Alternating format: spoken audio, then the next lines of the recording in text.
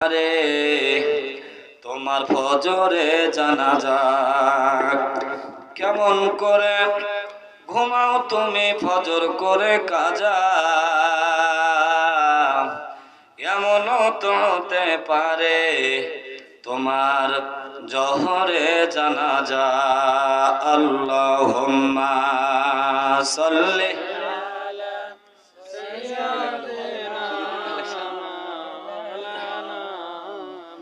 ওয়ালা আলে সাইয়্যিদনা।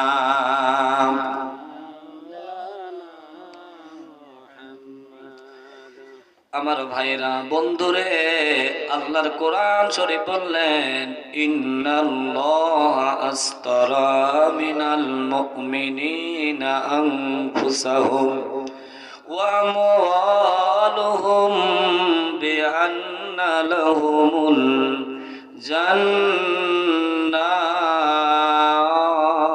জোরে বলেন আল্লাহু আকবার। আমার ভাইরা, আমার বন্ধুরে,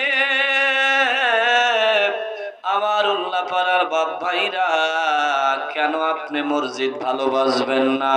কেন মসজিদে নামাজ পড়বেন না? কেন মসজিদে আপনি দান করবেন না? কেন কোরআনের মাহফিলে আসবেন না? আল্লাহ বললেন নবী গো, ইয়া রাসূলুল্লাহ, হাবিবাল্লাহ, নবীজি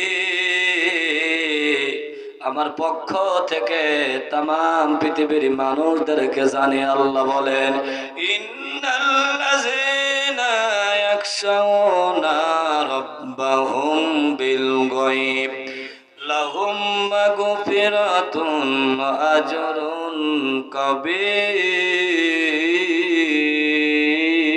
জোরে বলেন আল্লাহু আকবার। আমার বন্ধুরে, আমার মুসলমান বাবা ভাইরা, কোন দিকে ভাই নজর নাই।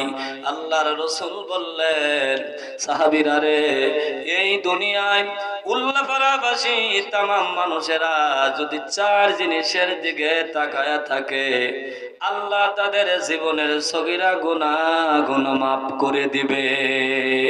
আমার ভাইরা, কেন আপনি মসজিদ ভালোবাসবেন না? কেন কোরআনের মাহফিলে আসবেন না? আল্লাহর রাসূল বললেন চার জিনিসের দিকে তাকালে গুনাহ মাফ হয়ে যাবে। সাহাবীরা বললেন নবী গো, ইয়া রাসূলুল্লাহ, হাবিবাল্লাহ, একটু বলেন তো কোন কোন জিনিসের